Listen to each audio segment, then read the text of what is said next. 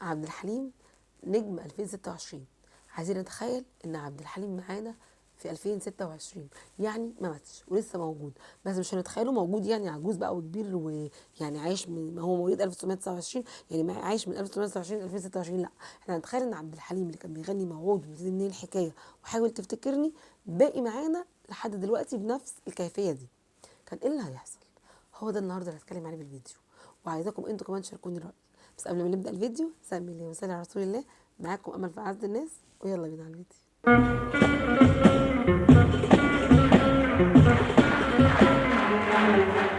تعالوا بقى نفكر مع بعض، لو عبد الحليم عايش معانا لحد دلوقتي في 2026 كان ايه اللي هيحصل؟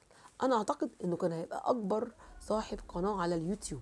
قناه عبد الحليم متصدره الترند الاول على اليوتيوب، لان اغانيه لحد دلوقتي هي فعلا متصدره الترند الاول على اليوتيوب، اكتر نسبه مشاهده على اليوتيوب. اغاني عبد الحليم ما زالت موجوده وبتتشاهد من سنين طويله، يعني الاغنيه موجوده يعني لو بصيتوا في التعليقات كده هتلاقوا الناس كلها كاتبه ذكرياتها مع مثلا اغاني، وكاتبه هي بتتفرج امتى ومين اللي جاي دلوقتي في 2026، وبقعد اتفرج على وبقعد كده اقرا تعليقاتهم الجميله قوي اللي بتعيشني في الزمن الحلو ده. فانا اعتقد ان هو كان هيبقى اكبر قناه على اليوتيوب وعلى التيك توك وعلى كل المنصات كمان. هو مش تحيز بس دي حقيقه. كل كلمة حب حلوة قلتها لي. كان بقى يطلع لنا لايف اكيد كل يوم، ولو ما طلعش احنا هنستناه وهنفضل بقى نقول له يلا اطلع يا عبد الحليم اطلع. اوعى تكونوا تعبتوا ولا حاجه.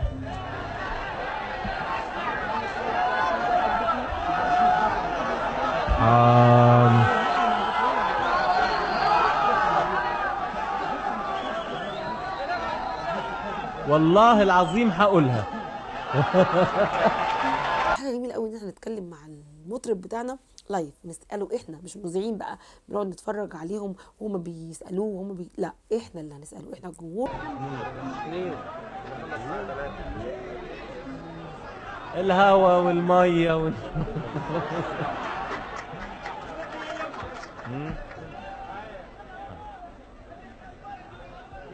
دلوقتي على حسب وداد قلب.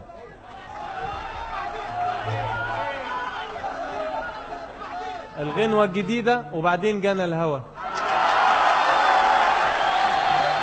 فكنا هنستنى كل يوم اليوم والميعاد اللي بيطلع فيه عبد الحليم لايف. اظن ده كان هتبقى حاجه اساسيه يعني. ما عندكش فكرة أنا كان إحساسي إيه لما رجعت، وما عندكش فكرة أنا إحساسي إيه دلوقتي وأنا قاعد وكل الناس حاسس فعلا إنهم بيدوني أكتر من الحب اللي أنا بديه. عبد الحليم وقت السبعينات كان سابق عصره اصلا، كان بيدخل الجيتار الكهربائي وكان بيدخل الكمانجا وكان بيطور في كل الالات. انا مش عارفه اساميها كلها، بس هو كان بيطور ويدخل يعني ايه الات كتير قوي عشان يطور من نفسه. هو اللي عمل الاغنيه الصغيره دي السريعه الريتم الحلوه الخفيفه كده، اللي زي اغاني ايه، مش هقول اليومين دول، لا زي اغاني التسعينات كده مثلا. توبة توبة إن كنت أحبك تاني توبة. لكن هو كان متطور، فكان هيتطور بتطور العصر. بس هل كان هيغني راب فعلا؟ اعتقد كان الراب ده مش عارفه، حاسه انه حتى لو بقى له وجود كان هيبقى مختلف عن الموجود دلوقتي. وحتى عبد الحليم لو غنى راب، لانه لما طلع الشعبي وقت ما كان عبد الحليم عايش هو غنى شعبي. على حسب وداد قلبي يا ابويا. طب لو طلع الراب وقت ما عبد الحليم عايش، هل كان هيغني عبد الحليم راب؟ ايه رايكم؟ انا اعتقد هيغني راب بس بطريقته هو اللي هتعجبنا احنا برضه. كان هيبقى هو ايقونه الموضه. عبد الحليم كان مهتم جدا بلبسه وشياكته، فهيفضل كده. هيبقى هو برضه يعني ايه، التقليد بقى والشباب هيفضلوا، لانه هو لسه شاب. احنا قلنا مش هيبقى بقى عبد الحليم الكبير مثلا اللي عدى سنه لو دلوقتي فوق 90، لا، احنا هنقول عبد الحليم اللي هو غنى موعود وغنى دي الحكايه. فبالتالي ان هو هيفضل برضه قدوه، مش اللبس دلوقتي اللي هو عريان وتقريبا مش لابسين. اظن الحاجات دي مش هتبقى موجوده، ما اظنش ان كان هيبقى حد يجرؤ يعمل كده، يعني ازاي؟ والترندات، هل هيطلع عبد الحليم بقى بترند؟ طب هيعمل ايه عشان يطلع بترند مثلا عبد الحليم؟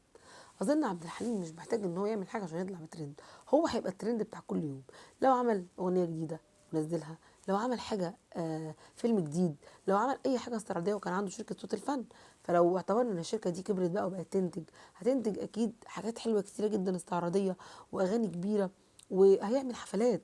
هيعمل حفلات حلوه، حفلات اتحرمنا منها دلوقتي، اظن هتبقى الحفلات دي كتيره قوي وحلوه برضه. اظن عبد الحليم برضه كان لو عايش كان هيعمل بقى حفلات كتيره جدا لايف برضه عادي، وكان هيبقى عنده فيسبوك كبير، وهيبقى عنده منصات كتيره جدا. اعتقد ان الدنيا هتبقى مختلفه تماما بوجود عبد الحليم. اعتقد ان عبد الحليم هيعمل طفره كبيره قوي لو كان عايش، كان هيشيل مننا ناس كتير قوي طلعت بيقولوا ان هم مطربين.